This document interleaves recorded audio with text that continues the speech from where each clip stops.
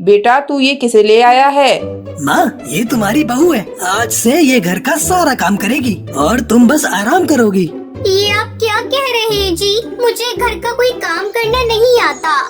बिलासपुर नगर के जंगल में टुनटुनी चिड़िया अपनी माँ टूनी और पिता सेठ टुन्नू चिड़ा के साथ रहती थी। टुनटुनी चिड़िया की दो बड़ी बहनें भी थी, पिंकी चिड़िया और भूरी चिड़िया। टुनटुनी चिड़िया बहुत ही सुंदर थी। उसे अपनी सुंदरता पर बहुत घमंड था। अरे वो टुनटुनी, दिन भर तू शीशे के सामने बैठी रहती है और तेरी दोनों बहनें काम करती रहती हैं। जरा तू भी उनके साथ मिलकर काम कर लिया कर। माँ, तुम्हें तो पता है मैं कितनी सुंदर हूँ, मैं क्या करूँ? अगर मैं काम करूँगी तो मेरे हाथ गंदे हो जाएंगे। मैं तो अपनी सहेलियों के साथ खेलने जा रही हूँ। इस तरह दिन गुजरने लगते हैं। टुनटुनी और उसकी दोनों बहनें बड़ी हो जाती हैं। सेठ टुन्नू चिड़ा पिंकी चिड़िया और भूरी चिड़िया की शादी कर देता है। एक दिन वो अपनी पत्नी टूनी से कहता है, टुनटुनी की माँ, पिंकी और भूरी की तो शादी हो गई। अब मैं टुनटुनी के लिए भी कोई अच्छा रिश्ता ढूंढकर उसकी शादी कर दूंगा। हाँ जी, बात तो आप सही कह रहे हैं। टुनटुनी भी तो बड़ी ही हो गई है। इस बात का पता जब टुनटुनी चिड़िया को चला तो अपने पिता से बोली, पिताजी, मैं अपना वर खुद चुनूंगी। ये तू क्या बोल रही है टुनटुनी चिड़िया? मैं कोई राजा महाराजा नहीं हूँ जो तेरा स्वयंवर रचाऊं। तो ठीक है पिताजी, मैं शादी नहीं करूंगी। तेरी इतनी हिम्मत जो तू मुझसे इस तरह से बात करेगी? ज्यादा गुस्सा मत करो जी। बचपन से तुम इसकी जिद पूरी करते आए हो, अब इसकी ये आखिरी जिद भी पूरी कर दो। बेटिया ससुराल चली जाए और खुशी खुशी अपनी जिंदगी बिताए। इससे बढ़कर हम लोगों के लिए और क्या खुशी होगी? तुम कह रही हो तो इसलिए मैं इसकी बात मान रहा हूँ। मैं कल ही जंगल के पक्षियों को सूचना दे देता हूँ। जो कोई भी पक्षी टुनटुनी से शादी करना चाहता है वो 2 दिन बाद हमारे घर पर आने का कष्ट करे। 2 दिन बाद टुनटुनी चिड़िया से शादी करने के लिए कई पक्षी आते हैं, पर टुनटुनी सबको मना कर देती है। उसे कोई पक्षी पसंद नहीं आता। पिताजी, मुझे कोई भी पक्षी पसंद नहीं है, इसलिए मैं इनमें से किसी के साथ शादी नहीं करूँगी। ये क्या बदतमीजी है टुनटुनी? अब तुम्हारी शादी उसी से होगी जिससे मैं चाहूँगा। टुनटुनी की माँ, जल्दी यहाँ आओ।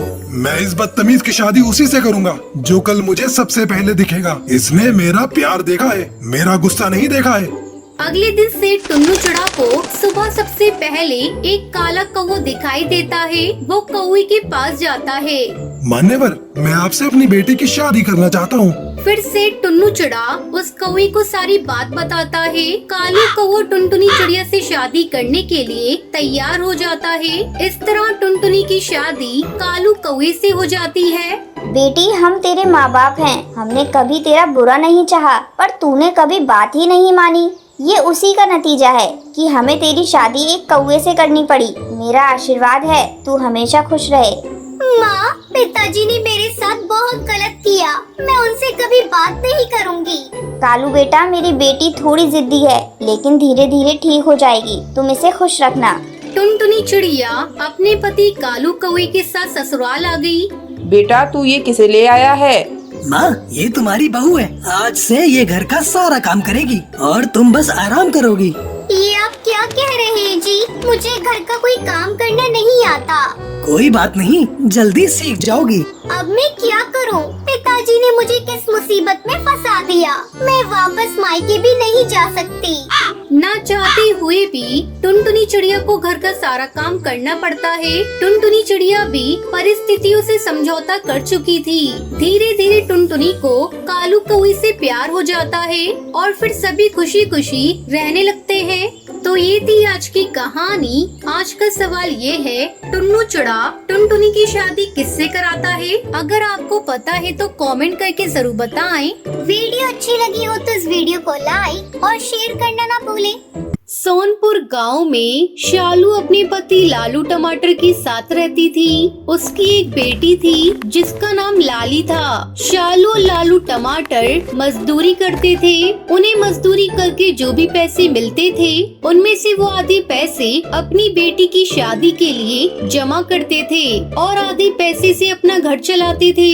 समय गुजरता रहा और लाली बड़ी हो गई। एक दिन शालू अपने पति लालू टमाटर से कहती है, देखिए जी, अपनी लाली अब बड़ी हो गई है। बिरादरी में कोई अच्छा वर्ड ढूंढना शुरू कर दो और अपने सगे संबंधियों में भी ये बात बता दो कि हम अपनी बेटी की शादी करना चाहते हैं। अगर उनकी नजर में कोई योग्य वर हो तो हमें बताएं। अगर हम लोग किसी को कुछ नहीं बताएंगे तो उन्हें कैसे पता चलेगा कि हम अपनी बेटिया लाली की शादी करना चाहते हैं। शालू, तुम बात तो सही कह रही हो, लेकिन अभी हमारे पास इतने पैसे नहीं हैं कि हम अपनी बेटी लाली की शादी धूमधाम से कर सकें, और दहेज भी तो देना होगा। इतना सब कुछ कैसे होगा? लाली के पापा, इस तरह हम लोग अपनी बेटी को कब तक घर बिठा कर रखेंगे? कुछ तो करना ही होगा। तुम ऐसा करो, साहूकार गजोदर कद्दू से जाकर कुछ पैसे उधार लाओ। धीरे धीरे हम लोग उसको उधार चुका देंगे। ठीक है लाली की माँ, मैं कल ही जाकर गजोदर कद्दू से बात करता हूँ। लालू टमाटर शालू की बातों में अपनी सहमति जताता है और अगले दिन साहूकार गजोदर कद्दू के पास जाता है। साहूकार जी, मेरी बेटी विवाह योग्य हो गई है। मैं अपनी बेटी की शादी करना चाहता हूँ, पर पैसे थोड़े कम पड़ रहे हैं। अगर आप उधार दे देते तो मैं अपनी बेटी की शादी धूमधाम से कर पाता। ठीक है लालू टमाटर, पैसे तो मैं तुम्हें दे दूंगा, पर तुम गिरवी रखने के लिए क्या लाए हो? मैं बिना सामान गिरवी रखे किसी को पैसे नहीं देता। अगर कहीं तुम मेरे पैसे लेकर मुकर गए तो मैं कहाँ जाऊँगा मांगने? तुम्हारे पास यदि कुछ है तो गिरवी रखकर पैसे ले जाओ। लालू टमाटर निराश मन से अपने घर वापस लौट आता है और सारी बातें शालू को बताता है। अब क्या होगा जी? हम लोगों के पास तो गिरवी रखने के लिए कोई सामान भी नहीं है। क्यों न हम लोग ऐसा करें कि अपना घर साहूकार के पास गिरवी रख दे। कम से कम अपनी बेटी का घर तो बच जाएगा। हम लोग और ज्यादा मेहनत करेंगे, फिर साहूकार को उधार चुका देंगे।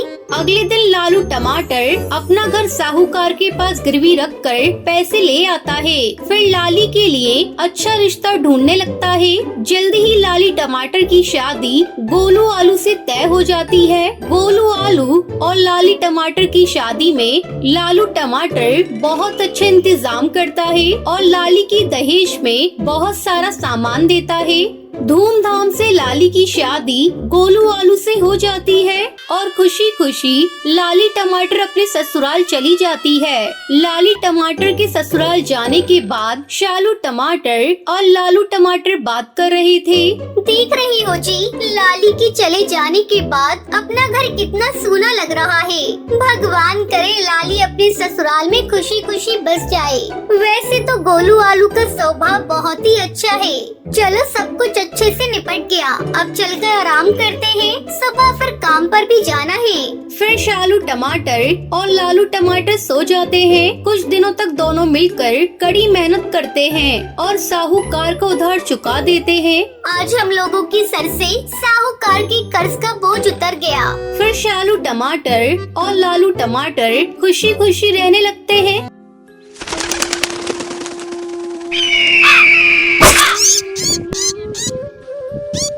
रामपुर के जंगल में टुनटुनी चिड़िया अपने माता पिता के साथ रहती थी। उसके माता पिता पुराने ख्यालों के थे।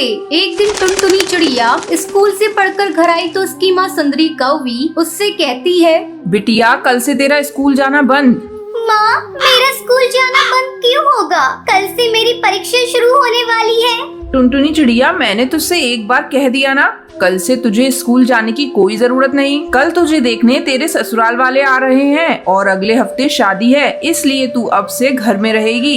लेकिन माँ, अभी तो मैं बहुत छोटी हूँ। आप लोग मेरी शादी करना क्यों चाहते हैं? मुझे अभी शादी नहीं करनी, मुझे तो पढ़ना है। अरे करमजली, जरा धीरे बोल। तेरे पिताजी ने अगर सुन लिया तो तेरे टुकड़े टुकड़े करके फेंक देंगे। अब जाकर जल्दी से हाथ मुंह धो ले। मैं तेरे लिए भोजन परोस रही हूँ। आज मैंने तेरी मनपसंद की पनीर की सब्जी और रोटी बनाई है। और हाँ, रात को पहले हल्दी और चंदन की उपटन लगा लेना, इससे चेहरे पर रौनक आ जाएगी। माँ, ऐसा मेरे साथ क्यों कर रही हो? क्यों मेरी दुश्मन बन गई हो? किसी तरह मेरी शादी होने से रोक लो माँ, मैं तुम्हारे आगे हाथ जोड़ती हूँ।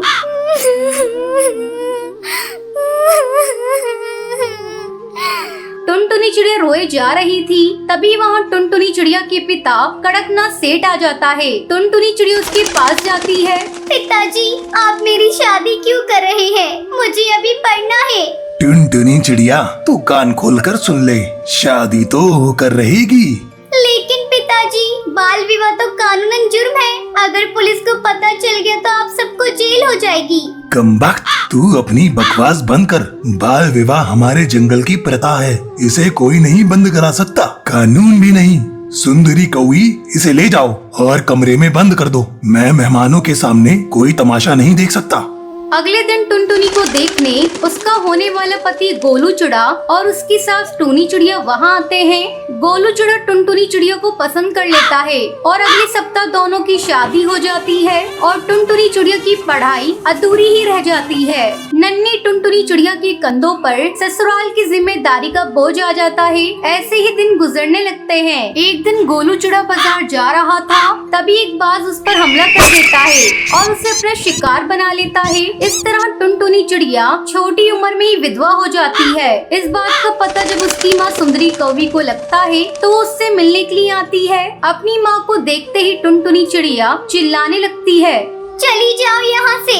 यहाँ क्या करने आई हो तुम? अब मैं तुम्हारी बेटी नहीं, तुम्हारी बेटी तो उसी दिन मर गई थी जिस दिन तुमने इसका बाल विवाह किया था। तुम मेरा घर बसाना चाहती थी ना, देख लो ऐसे बस गया मेरा घर। टुनटुनी बेटा, गोलू चिड़े की मौत ने तुझे पागल कर दिया है। कुछ दिनों के लिए तू मेरे साथ चल, तेरा मन बहल जाएगा।